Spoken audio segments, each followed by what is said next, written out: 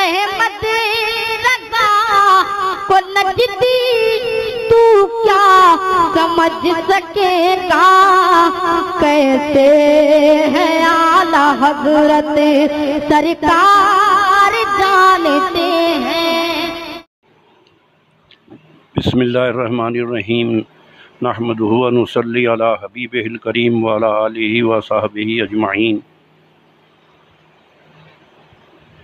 ہندوستان سے بہت سے علماء اہل سنت، عزیزان طریقت، احباب مخلصین اہل سنت نے استفسار کیا ہے کہ بد مذہب، بد عقیدہ، خواہ وہ کسی فرقے سے متعلق ہوں، عصر حاضر میں، عہد حاضر میں مشہور مرزائی، قادیانی، دشمنان صحابہ، روافض اور بالخصوص دیوبندی وہابی کے ہاتھ کا ذبح کیا ہوا جانور حلال اور یہ گوشت کھانا جائز ہے یا نہیں ہے۔ اس پہ ہندوستان ہی کے بعض علماء نے یہ جواب دیا جو فقیر قادری، گدائے رضوی، ادنا سگے بارگاہ رضوی محمد حسن علی قادری رضوی کی نظر میں صحیح نہیں ہے کہ صرف وہ 5 ہی کافر ہیں، بلکہ کافر سے بڑھ کے مرتد ہیں۔ انہوں نے اپنے خیال خام میں جو کچھ بھی تعویل کی ہے، بس ان کے ہاتھ کا ذبیحہ تو ناجائز ہوگا۔ وہ 5 جن کو انہوں نے نام لیے بغیر محض ہوائی فائرنگ کے طور پر ذکر کیا ہے، ان کے خیال میں، میرے زاویہ نگاہ میں یہ ہے کہ اس سے مراد ان کے قاسم نانوتوی، رشید گنگوئی، خلیل امبیٹوی، اشرف علی تھانوی وغیرہ ہوں گے۔ تو اس کے متعلق انہوں نے اختصار سے کام لیا یا تجاہل عارفانہ سے کام لیا۔ میں بیمار آدمی ہوں، دانت بھی میرا ساتھ چھوڑ رہے ہیں، نظر بھی کمزور ہے، تو اس کے متعلق تمام علماء اہل سنت نے جن 5 یا 4 یا اس سے کم و بیش جن گستاخوں، بے ادبوں، اہل توہین، اہل تنقیص کو کافر و مرتد کہا ہے، تو اول تو وہ اپنی طرف سے نہیں کہا۔ حرمین شریفین کے علماء کی کتاب سام الحرمین شریفین موجود ہے، اکابر علماء حجاز کی تائید و تصدیق سے کہا، اور پھر اس کے علاوہ الصوارم الہندیہ موجود ہے کہ جو ان کے کفر و ارتداد میں شک کرے۔ اب یہ اس کی سانٹھ لگا رہے ہیں، تو مجھے یہ بات پسند نہیں کہ دوسروں کو پتہ ہی نہیں ہے۔ ارے بھائی پتہ نہیں تو آپ بتاتے کیوں نہیں؟ الصوارم الہندیہ چھپی ہوئی ہے، چھپی ہوئی نہیں ہے، تو آپ ان کو بتا دیں کہ فلاں فلاں گستاخ ہے، بے ادب ہے، اہل توہین ہے، تنقیص رسالت کے مرتکب ہیں۔ اب ان کے سامنے جو نہیں جانتے، ان کے بقول جو نہیں جانتے، جن کو پتہ ہی نہیں ہے، ان کے خیال میں ارے خدا کے بندے، ہزاروں مناظرے اہل سنت کے ان گستاخوں سے ہوئے ہیں، کفریہ عبارات پہ ہوئے ہیں، اور اس سلسلے میں علماء اہل سنت کی کم و بیش ہزاروں کتابیں ہیں۔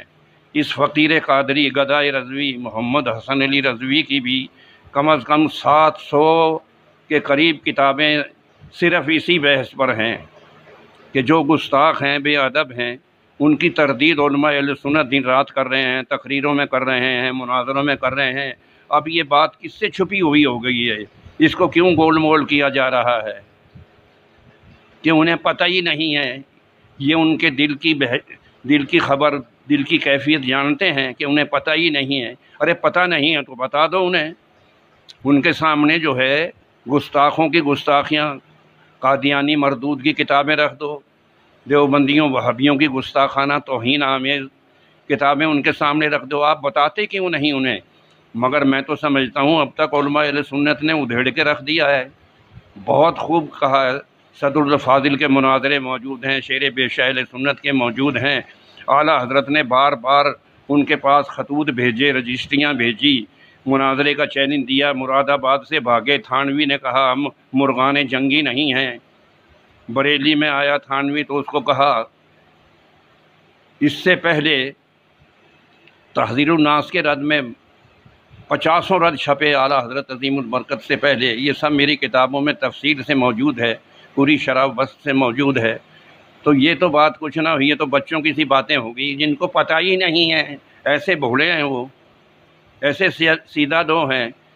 اتنے مناظرے ہوئے ہیں اور ہو رہے ہیں، دن رات ہوتے ہیں، ہزاروں کتابیں علماء اہل سنت نے ان کی گستاخیوں پر، توہین آمیز عبارتوں پر، تنقیص شان رسالت پر، تنقیص شان الوہیت پر بے شمار کتابیں لکھ دی ہیں۔ کیسے کہہ سکتے ہیں ہم انہیں پتہ ہی نہیں ہے؟ پتہ ہی نہیں ہے تو بچوں کی سی باتیں ہوگی، دل کے بہلانے کو غالب یہ خیال اچھا ہے۔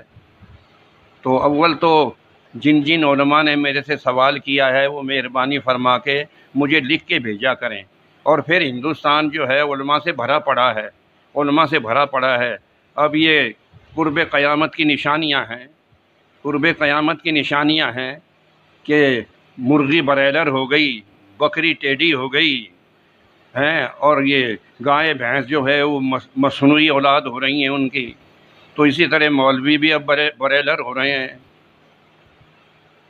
تو اکابر کو دیکھیں آپ، اعلیٰ حضرت کی کتابیں دیکھیں، صدر الشریعت کی کتابیں دیکھیں، شیر بے شاہ اہل سنت کی دیکھیں، محدث اعظم پاکستان کی دیکھیں، حضرت قبلہ محدث اعظم ہند علامہ ابو المحامد، اور میں تو کہتا ہوں میرے پاس حضرت علامہ ابو المحامد خطیب اعظم ہند، محدث اعظم ہند، ان کے کئی فتاوی ہیں، ان کے ماننے والے، ان کی اولاد ان کے ان فتووں سے بھی پھر گئے ہیں۔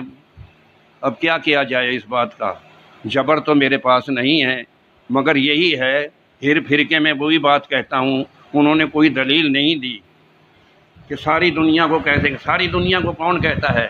اور جو نہیں جانتے ان کو بتانا تو ہمارے ذمہ فرض ہے۔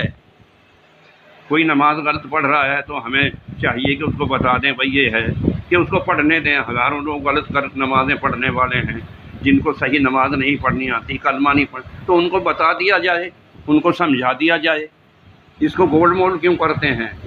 تو اللہ تعالیٰ ان کو ہدایت دے، اکابر کے مسلک پر چلنے کی توفیق دے۔ اور میری طبیعت بہت ناساز ہے، ہندوستان علماء سے بھرا پڑا ہے، اگر 10 علماء پٹڑی سے اتر جاتے ہیں تو کم از کم 50,000 علماء جو ہیں وہ اعلیٰ حضرت کے مسلک پر ہوں گے۔ اب تو مسلک اعلیٰ حضرت بھی ان کے لیے وبال جان بنا ہوا ہے، عمل کر نہیں سکتے۔ قادری رضوی لکھ دیتے ہیں ڈنکے کی چوٹ، قادری رضوی مسلک اعلیٰ حضرت، اس کا نام ہی نام، لیبل ہی لیبل استعمال کرتے ہیں، اور آگے کام اپنی مرضی کا کرتے ہیں۔ جب اپنی مرضی کا کرتے ہیں تو اس سے پھر کیا شکوہ؟ تو اللہ تعالیٰ ہماری حالت زار پر رحم فرمائے، بد مذہبوں، بد عقیدہ گستاخوں کو، اہل توہین کو، جن پر فتویٰ کفر ہے، ان کو، ان کے ماننے والوں کو سمجھایا جائے۔ کوئی بھی مسلمان جو ہے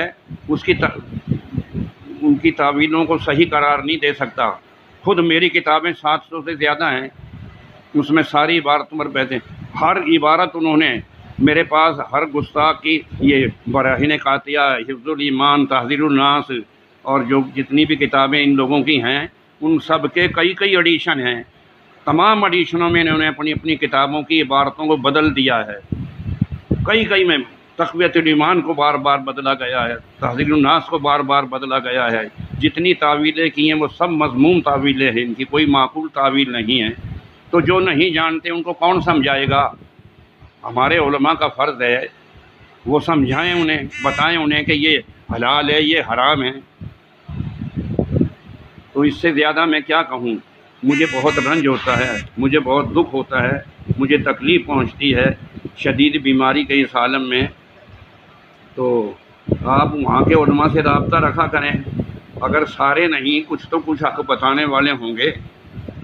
اللہ تعالی ہماری حالت دار پر رحم فرمائے، ان کو بھی سمجھ عطا فرمائے، اپنے اکابر کے، اپنے بڑوں کے نقش قدم پر چلنے کی توفیق دے۔ یہ تو بات بالکل بچوں کا کھیل بنا دیا، اور ہزاروں چیزیں ایسی ہیں کہ جن کا پتہ نہیں ہے، نہیں پتہ تو بتاؤ انہیں۔ وما علینا الا البلاغ المبین۔ ہاں یہ بھی واضح کر دوں کہ جو قطعی اجماعی کافر ہیں اور منکر ضروریات دین ہیں، اہل توہین ہیں، وہ 5 یا 4 یا 10 جتنے بھی ہیں، ان کے ماننے والوں کا ہاتھ کا ذبیحہ جو سمجھانے بتانے کے باوجود نہیں مانتے، تو ان کو بتا دیا جائے کہ بھائی تمہارے ہاتھ کا حلال نہیں ہے، حرام ہے، نجس ہے، خنزیر ہے، تو اس طرح یہ بات بنے گی۔ تو ان کا بھی جو ان کو اپنا بزرگ مانتا ہو، جو ان کو اپنا پیشوا مانتا ہو، جو ان کو اپنا عالم مانتا ہو، جو اپنا بڑا مانتا ہو، ان کے فتووں پر عمل کرتا ہو، اور سمجھانے بتانے کے باوجود بھی وہ جو نہ مانے، اس کا بھی حرام ہے، نجس ہے، مردار ہے۔ تو یہ باتیں سب کو معلوم ہیں، بچے بھی جانتے ہیں اہل سنت کے، اور علماء اہل سنت نے ہزاروں مناظرے کیے ہیں۔ خدا حافظ، رسول پاک ناصح صلی اللہ علیہ وسلم۔